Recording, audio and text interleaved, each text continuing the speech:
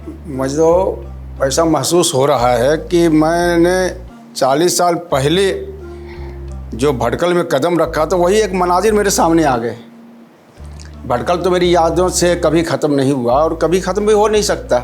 भटकल की कुल आबादी हमको यहाँ से आने के लिए जो वहाँ से चलते नवाइत कॉलोनी के बाद मदीना कॉलोनी की तैयार हो रही थी, तो एक पूरा भटकल तक जामे इस्लामिया तक जाते हुए भटकल से एक सन्नाटा रहता था। उन लोगों ने नदवे में रह करके जब वहाँ तरबियत हासिल की और हासिल करने के बाद जब जामे इस्लामिया के ज़िम्मेदार बने तो इतना ज़्यादा इसको तौसीह दी कि आज जामिया के अंदर 800 तलबा हैं और जहाँ जहाँ भी गए तो एक बड़ी तब्दीली देखी है नौजवानों में कुरान पढ़ने का, कुछ करने का, कि हम किस तरीके से मिल्लत के लिए, और इतने टेक्निकल अंदाज में कर रहे हैं कि मैं तो समझ रहा हूँ कि हमारे शुमाली हिंदुस्तान में मुसलमानों को आकर यहाँ सीखना चाहिए।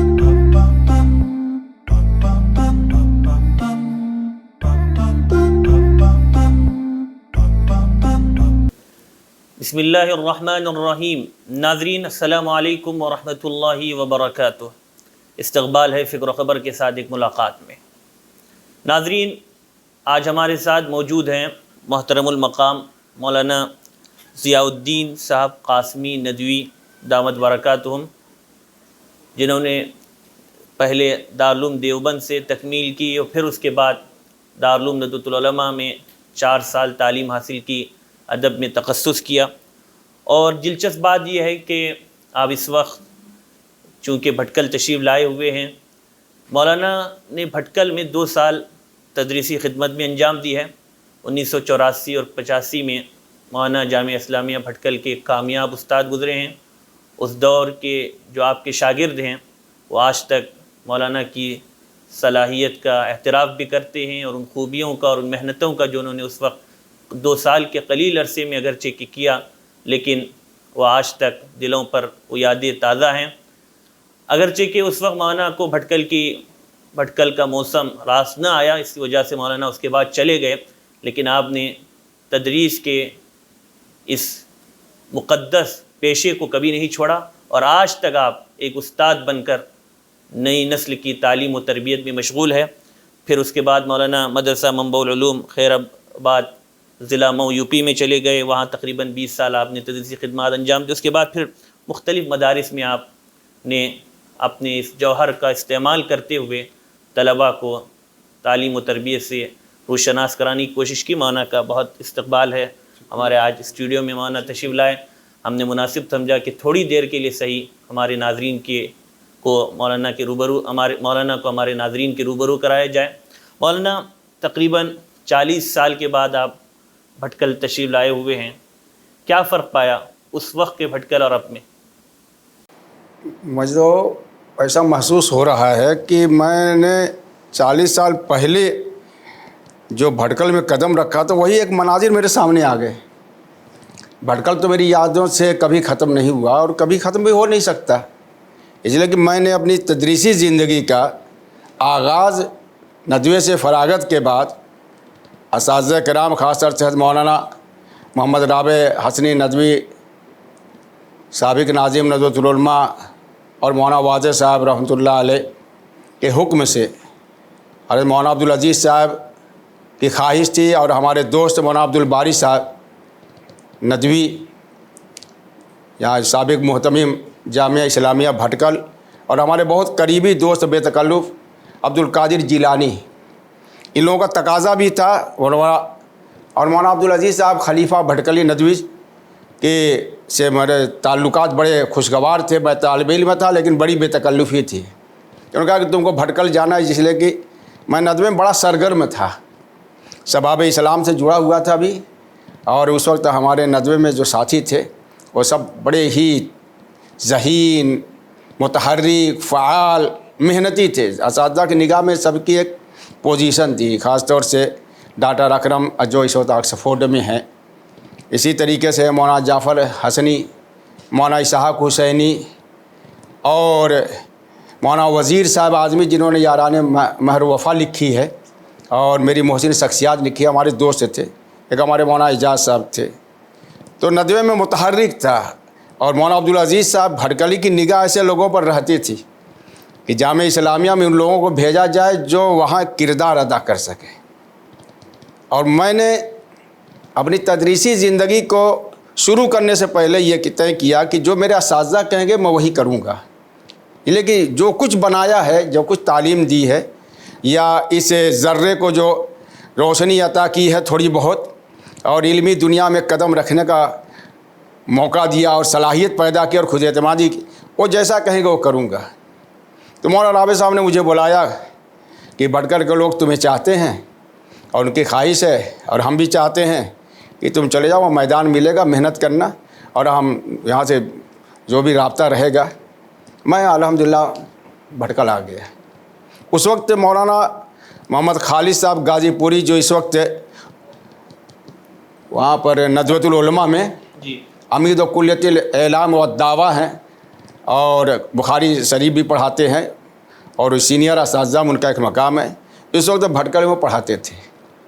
جب میں یہاں پر آیا بھٹکل میں تو مجھے جنوبی ہند آنے کا ایک شوق بھی تھا. تو یہاں پر مولانا ہمارے دوست، ہمارے ہمدرد سے مولانا صابر حسین صاحب پرنوی، جو اس وقت اپنے علاقے میں ایک مدرسہ چلا رہے ہیں، وہ بھی موجود تھے. تو ایک اچھا ماحول ملا، کیونکہ مولانا عبد الباری صاحب بھی پڑھانا شروع کر دیے تھے. مولانا عبدالرب صاحب جو اس وقت قاضی ہیں، وہ بھی ہمدرد سے تھے.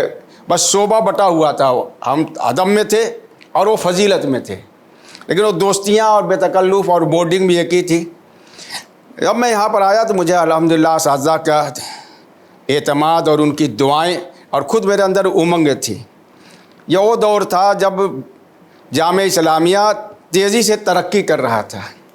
چوک سے اٹھ کر کے یہاں پر آ گیا تھا، اور مولانا ارشاد صاحب بھوپالی یہاں سے جا چکے تھے. مولانا رمضان صاحب اس وقت محتمم تھے، ان سے بھی بڑی بے تکلفی ہوئی. تو مولانا عبدالعظیم صاحب قاضیہ جو اس وقت وہ بھی تھے، مولانا عبد الباری صاحب تھے، اور بہت سے لوگ تھے وہ پڑھا رہے تھے. تو میں نے ایک ماحول پایا. اس وقت تو بھٹکل ایک بہت چھوٹا قصبہ تھا.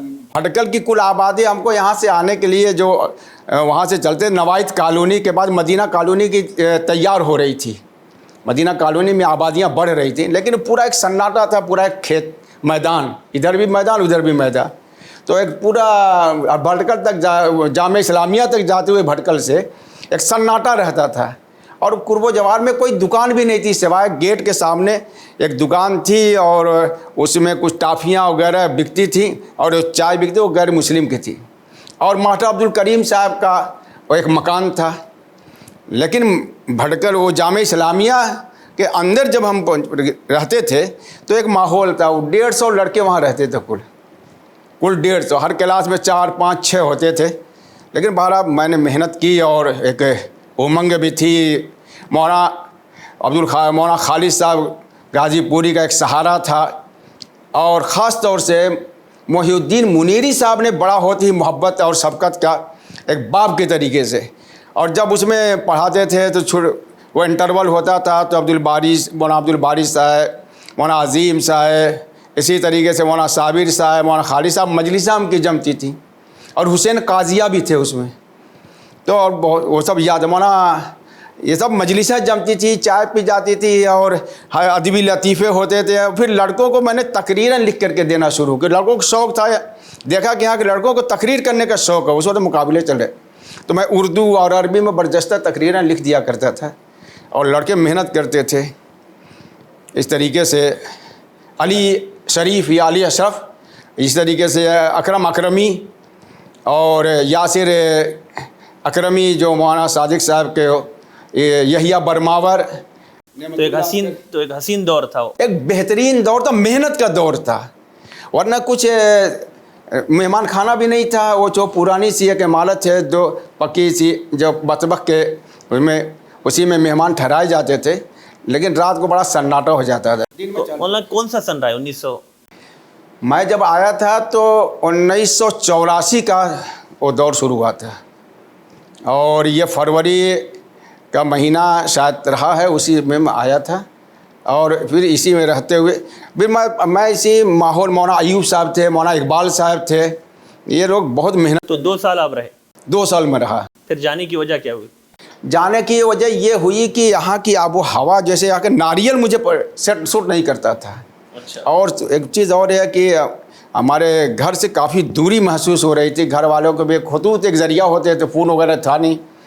तो कुछ आज वे थे, मौलाना खालिद साहब वगैरह भी किसी वजह से जा रहे थे, तो मेरी तबीयत घबराई। हालांकि मौलाना मुनेरी साहब और मौलाना रमज़ान साहब रहमतुल्लाह अलैह ये बहुत कहते हैं भाई तुम क्यों जा रहे हो। सिराली साहब थे, अली सिराली साहब, और बाकायदा मीटिंग हुई और मुझे बहुत समझ के तुम मत जाओ, इसलिए कि उन्होंने देखा कि ये नौजवान लड़कों पर मेहनत, लड़के भी बहुत मानूस थे मुझसे।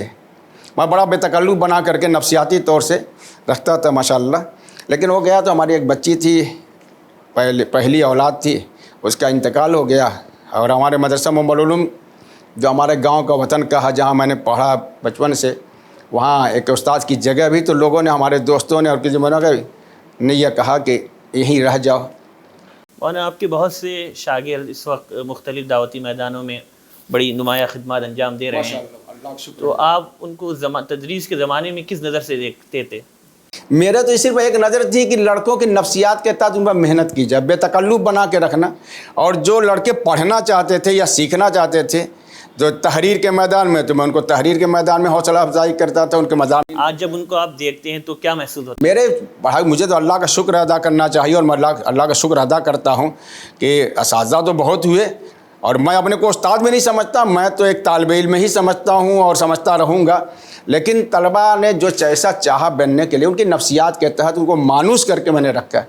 आज अल्हम्दुलिल्लाह भटकल में अगर देखा जाए तो हमारे जो मौलाना इलियास साहब इस वक्त भटकल का नाम रोशन कर रहे हैं, और इस इतने आला पैमाने पर अली एकेडमी, अली मियां नदवी एकेडमी बना करके उसके तहत जो काम कर रहे हैं, कल मैंने देखा तो दिल से दुआ निकली इस नौजवान के लिए। मौलाना मकबूल साहब एहतमाम संभाले हुए हैं, इसी तरीके से मौलाना तलहा, उस वक्त तो शागिर्द नहीं थे नदवे के, लेकिन वो निज़ामत संभाले हुए। उस दौर के जो तलबा थे, उन लोगों ने नदवे में रह करके जब वहाँ तरबियत हासिल की, और हासिल करने के बाद जब जामिया इस्लामिया के ज़िम्मेदार बने, तो इतना ज़्यादा इसको तौसीह दी कि आज जामिया के अंदर 800 तलबा हैं, हर शोबे में सानविया का पूरा एक नज़म कर दिया। 17 दरसगाहें जामिया इस्लामिया में हुफ़ाज़ किए हैं, और इस तरीके से 8-10 शाखें उसकी हैं। इन लोगों ने मेहनत की। और कल मैंने देखा मौलाना ज़ियाउल हक साहब हमारे, वो भी साथ में थे, जो और उनके साथ मैंने देखा तो कहकशां का देखा और दारुल क़ज़ा को देखा। इसी तरीके से ये फ़िक्र ख़बर के सिलसिले में आपने तो बुला ही लिया मुझे, और जहाँ जहाँ भी गए तो एक बड़ी तब्दीली देखी है नौजवानों में, कुरान पढ़ने का, कुछ करने का, कि हम किस तरीके से मिल्लत के लिए, और इतने टेक्निकल अंदाज में कर रहे हैं कि मैं तो समझ रहा हूँ कि हमारे शुमाली हिंदुस्तान में मुसलमानों को आकर यहाँ सीखना चाहिए। मौलाना आप कई दहाइयों से तदरीस के शोबे से वाबस्ता हैं, आप एक कामयाब उस्ताद के अंदर किन खूबियों को होना चाहिए? मेरी निगाह में जो हमारे असातिज़ा ने तरबियत की है और जिस अंदाज से, मैं तो ये समझता हूँ कामयाब उस्ताद यह है कि वो सबसे पहले तो वो अल्लाह के लिए पढ़ाए। दुनिया उसके बाद आएगी, इज़्ज़त आएगी, लेकिन जो अब जिन तलबा को पढ़ाए वो पहले उनको देखे कि ये तालिब इल्म किस मैदान में आगे बढ़ना चाहता है, और उस मैदान में उसकी हौसला अफजाई करे। हो सकता है कि एक मुकर्रिर बनना चाहता हो, एक हो सकता है दरसियात में, तो अगर उस्ताद है तो तालिब इल्म की छोटी छोटी गलतियों पर नाक भू चढ़ाना और गर्म हो जाना और खफा हो जाना, ये उस्ताद की शान नहीं है। अगर किसी वजह से बच्चे से गलती हो जाए तो ये समझे कि भाई ये तालिब हमारा बेटा है, तो उन बच्चों को मानूस करे। अगर डांट दिया तो दूसरे लम्हे में उनको अपने से करीब, ताकि वो आपसे बिदके न। तो नफ्सियाती तौर से जो मैंने इल्मुन नफ्स से पढ़ा मौलाना अब्दुल नूर साहब रहमतुल्लाह अलैह से, अज़हरी, उन्होंने जो हमें सिखाया तो उसे उसको बड़ा फ़ायदा हुआ, और यहाँ भी मैंने वही आजमाया। तो उस्ताद को नफ्सियाती तौर पर नफ्स-शनास होना चाहिए, नफ्स-शनास होना चाहिए। जी। तो मौलाना चलते चलते आप हमारे नाज़रीन को क्या मुख्तसर पैगाम देना चाहेंगे? मैं ये पैगाम देना चाहता हूँ कि ये फ़िक्र ख़बर जो आपने इदारा कायम किया है, और उसके ज़रिए आवाम को पैगामात भी दे रहे हैं और ख़बरें भी दे रहे हैं और लेटेस्ट ख़बरें दे रहे हैं, پورے کوشش کر رہے ہیں، ایک اسلامی فکر کو، اسلامی ذہن بنا رہے ہیں. اس سے ہمارے نوجوان، ہمارے گھر کے بچے، ہماری مائیں، ہماری بہنیں اور ہمارے بوڑھے اگر اس کو دیکھیں گے جو اس گودی میڈیا کے بجائے اور جو فحش چیزیں کرے، ہم کو مسلمان ہونے کے ناطے یہ دیکھنا، یہ سوشل میڈیا پر جو ایک مثبت پیغام دیا جا رہا ہے، ہماری ذہن سازی ہے، تاریخ پیش کی جاتی ہے، قرآن کے ذریعے قرآن پڑھ کے اور یہاں پر پہنچایا جاتا ہے، بتایا جاتا ہے، تفسیر کی جاتی ہے، اسلامی قصے بیان کیے جاتے ہیں اور مشہور شخصیات سے انٹرویو لیا جاتا ہے. تو گھر گھر ایک پیغام پہنچ رہا ہے. اور میں سمجھتا ہوں کہ یہ آپ کا یہ فکر و خبر، پہلے مجھے بھی سمجھ کہ فکر و خبر میں کیا جوڑ ہے، لیکن اب جب غور کیا تو میں نے یہ سمجھے آیا کہ ایک اسلامی فکر کو خبر کے ذریعے آپ امت تک پہنچانا چاہتے ہیں. جی آپ بہت اچھا کام کر رہے ہیں مولانا عبد النور صاحب، اور آپ کی ٹیم جو ہے بہت اچھا کام کر رہی ہے، مجھے خوشی ہوئی. بہت بہت شکریہ مولانا.